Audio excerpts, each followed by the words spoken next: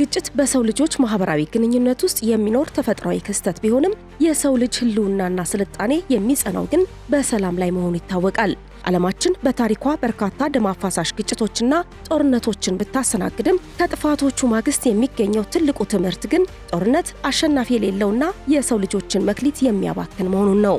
በዚህም ምክንያት ግጭቶችን በጠረጴዛ ዙሪያ በሰላማዊ ንግግርና በድርድር መፍታት ከምርጫነት ባለፈ ለዘላቂ ህልውና ብቸኛ አዋጭ መንገድ ሆኖ ቀጥሏል። ይህንን እውነታ በተለይም እንደ ኢትዮጵያ ባሉ ብዝሃነትን ለታደሉና ውስብስብ የፖለቲካ የታሪክ ዳራ ላላቸው ሀገራት እጅግ ወሳኝ ነው።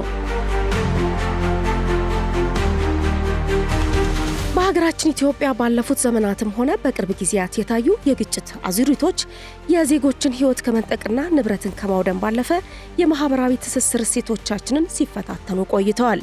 በመሆኑም በአሁኑ ወቅት ሰላምን ከጦርነት ማቆም ባለፈ በፍትህና በጋራ መከባበር ላይ የተመሰረተ ዘላቂ መረጋጋትን ለመፍጠር የሰላም ድርድርን እንደ ዋነኛ መሳሪያ መጠቀም የግድ ይላል።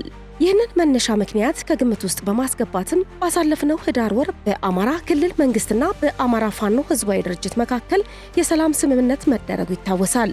ከሰሞኑም የባለፈውን ስምምነት የሚያጠናክር የማስፈጸሚያ ስምምነት ተፈራርመዋል። ስምምነቱን አስመልክቶ በተካሄደው መድረክ ላይም የአማራ ብሔራዊ ክልላዊ መንግስት አመራሮች፣ የሰላም ሚኒስቴር፣ የሀገር መከላከያ ሰራዊት አመራሮች እንዲሁም በመንግስት የቀረበውን የሰላም ጥሪ የተቀበሉ የአማራ ፋኖ ህዝባዊ ድርጅት አመራሮች ተገኝተዋል።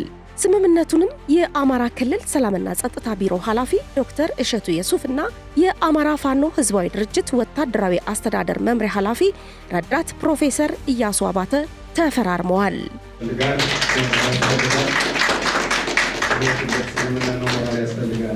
የስምምነት ሂደቱ ዝርዝር አፈጻጸም የጋራ ኮሚቴ ከማቋቋም አንስቶ የቁጥጥርና ክትትል ኃላፊነቶችን መለየትና በዋናው ሰነድ ያልተካተቱና ድምጻችን አልተሰማም የተባሉ ጥያቄዎችን ማካተትን የተመለከተ ነው። ባለንበት ዘመን ዓለም የደረሰበትን ሰላማዊ የፖለቲካ ሂደት በመገንዘብ ለጋራ እድገት በጋራ መቆም እንደሚገባ የሰላም ሚኒስትሩ አቶ መሐመድ እንድሪስ ጠቁመዋል። በክልሉ የነበረው ግጭት ከፍተኛ ውድመትን ያስከተለና ህዝባችን ሊያገኝ ይገባው የነበረውን ሰላምና ልማት ያሳጣ መሆኑንም ሚኒስትሩ አቶ መሐመድ እንድሪስ ገልጸዋል። ይህ ዘመን ያለንን አቅማችንን በጋራ አዳምረን አንዱ ለአንዱ ድጋፍ ሆኖ ሰርቶ ከድህነት ለመውጣት የምናደርገውን ትግል የምንተጋበትና የምንሰራበት ዘመን እንጂ ኋላ ቀር በሆነ መንገድ አንዱ ሌላኛውን ገሎ የሚፎክርበት ዘመን አይደለም።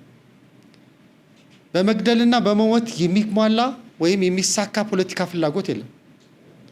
አሸናፊ መሆን ከፈለግን ዓለም ስልጥኖች በደረሱበት ሰላማዊ የፖለቲካ ትግል ውስጥ መግባት፣ ህዝባችንን ማልማት፣ ለህዝባችን ለትውልዳችን የሚበጀውን መስራት እንጂ ለትውልዳችን ለሚቀጣዩ ትውልድ መማሪያ የሆኑትን አቅም የሚሆኑትን መሰረተ ልማቶችን ማጥፋት፣ እድሎችን ማጨናገፍ አይገባም።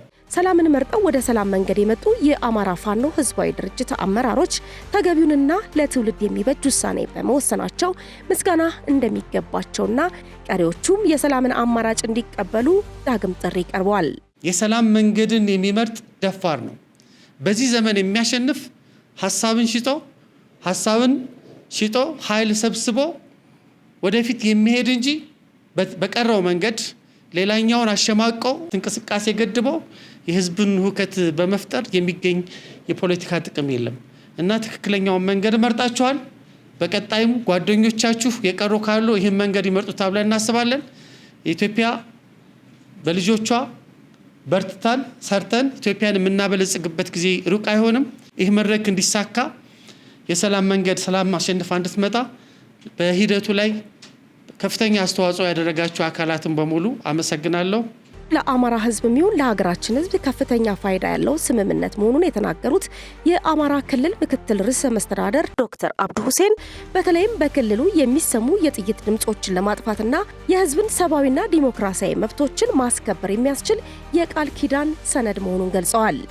ባለፉት 2 ተኩል ዓመታት በክልላችን የደረሰውን ሰብአዊ፣ ቁሳዊ የደረሱ ችግሮችን እንዲሁም በቀጣይ የአማራ ክልልን ዕጣ ፈንታ የሚወስነው የሰው ልማት ነውና በሰብአዊ ልማት ላይ የደረሰውን ስብራታችንን ለመጠገንና ጠግነንም ለማስፈንጠር ትልቁ ወሳኝ መደላደል መሰረት የጣልንበት ቀን ስለሆነ በድጋሚ ማመስገን እፈልጋለሁ። በአፋሕድና በአማራ ክልል መንግስት መካከል የተፈረመውን የዘላቂ ሰላም ስምምነት የአማራ ክልልን እድገትና ብልጽግና ወደኋላ ለመጎተትና የኢትዮጵያን ብሔራዊ ጥቅም ለመጉዳት የሚንቀሳቀሱ የሚያሰሩ ባዕዳንና ባንዳዎችን በተግባር በእውነተኛነት እና በወንድማማችነት በሐቅና ታማኝነት ድል ያደረግንበት ተግባራዊ ድል ያደረግንበት ቀን ነው። ባለፈው ዳር 25 ያደረግነው ስምምነት የሚሆን ዛሬ እያደረግነው ያለው የማስፈጸሚያ ስምምነት በአማራ ክልል እየተሰሙ ያሉ የጥይት ድምጾችን ወደ ታች እያደረግንበት ያለን ቃል ኪዳን እውነተኛ ጀግንነት ያሳየንበትና ይህንን ወደ ተግባር ለመፈጸም ተስፋ ያደረግንበት ንግግር ስምምነት ነው። የአፋሕድ አመራር የነበሩት ኮሎኔል ፋንታው ሙሃባ በበኩላቸው በህዝቡ ላይ የሚደርሰውን ግፍና መከራ በቅርብ ሆነን በማየታችንና የችግሩን አሳሳቢነት በጥልቀት መመልከታችን የሰላምን ስምምነት ለመቀበል ዋነኛ ምክንያታችን ሆኗል በማለት አንስተዋል። የሰላምን አማራጭ እንድንመርጥ ያደረገ ምንድነው? በ3 ዓመት የትግል ቆይታ ውስጥ ሁሉን ነገር አይተነዋል። አንደኛው ነገር በዚህ በአማራ ክልል በብዙ ቦታዎች ላይ ተንቀሳቅሰናል። በህዝቡ ላይ ያለውን ግፍ፣ መከራ፣ ስቃይ እናውቀዋለን። ስለዚህ ያ ስቃይ መከራ ከዚህ በላይ መሄድ የሚችልም አይደለም። የአማራ ህዝብ እንደ ህዝብ ይህን ጦርነት መሸከም የሚችልበት አቅም የለውም። በሽተኞች ወይም ደግሞ እናቶች ከቦታ ቦታ እንደፈለጉ ሂደው መታከም የማይችሉበት ደረጃ ላይ ነው ያለው። ስለዚህ ይሄ ችግርም እኛም ያሳስበናል፣ ያስጨንቀናል። ይህም ስለሚያሳስበና ስለሚያስጨንቀንም የሰላምን አማራጭም እንድንወስድም ያስገድደናል ማለት ነው። ስለዚህ በአማራ ክልል ብቻም ሳይሆን እንደ ሀገርም ያለውንም ችግር በመፍታትም የራሳችንን ድርሻ ማበርከት አለብን ብለን እናምናለን። በዱር በገደሉ የሚገኘው ታጣቂ የሀገራችን ታሪካዊ ጠላት ተላላኪ ላለመሆንና ችግሮችን በጋራ ለመፍታት የሰላምን አማራጭ ሊቀበል ይገባልም ሲሉ አንስተዋል። በአፋሕድ የሚሆን በአፋባ በነበረው የነበሩ ኃይሎች አሉ። የታጠቀ ኃይል አለ፣ በጫካ ላይ ያለ። ይሄ ኃይል አሁን የሚያደርጉት ትግል መሰረት ምንም ጥቅም እንደሌለው አውቀው የሰላምን አማራጭ እንዲመርጡ ነው ጥሪ ላስተላልፍ የምንፈልገው በዛ አጋጣሚ።